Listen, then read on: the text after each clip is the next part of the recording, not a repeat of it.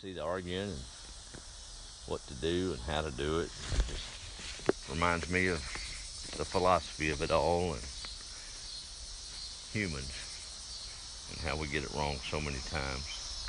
It's really not even a political issue and things, different opinions, people trying to solve symptoms of the problem.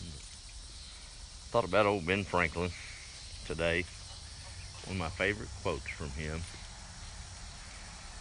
Authored the Constitution. They had a few things wrong as far as slavery and things, but they got that corrected. Had nothing to do with the words that were divinely inspired. And one of the greatest documents penned of all time, the longest working Constitution that we've known of. But it was designed for moral people, not necessarily religious. Don't get it twisted. Morality's a little bit different. Most of us have to have a pretty deep walk with, well, for me, it's my Lord and Savior Jesus Christ to keep that morality in check. But you really don't have to make it a religious thing. It's virtue. He said only a virtuous people is capable of freedom. As nations become more corrupt and vicious, they have more need of masters, laws, if you will. Afraid that's where we've spiraled into, and not just in the violence, but in all facets.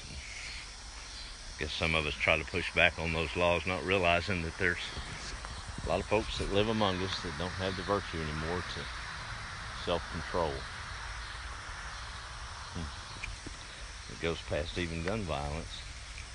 I don't know that 50 or 60 years ago anyone would have dreamed of tainting food. You had a few sickos along the way that might. I remember the scares back in the day of the cyanide injections. That's just a few random folks that had a sick problem, and we understand that to a degree.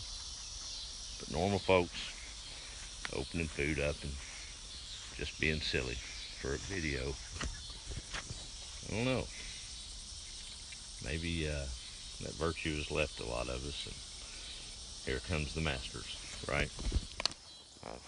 I'm shocked how people stand for things, and I get it and need to. But if that's really your passion, stand for it on days that end in a Y, not just on days that you cry, you know. But got my own thoughts about that. Rather not make it political. It's really about a virtue and morality outside of religion. I know I've got to have a little bit of religion and Christianity in my life to keep that moral in check. Let's try to be a little bit more virtuous in our own circles, right? That's what we're called to do. Just do right.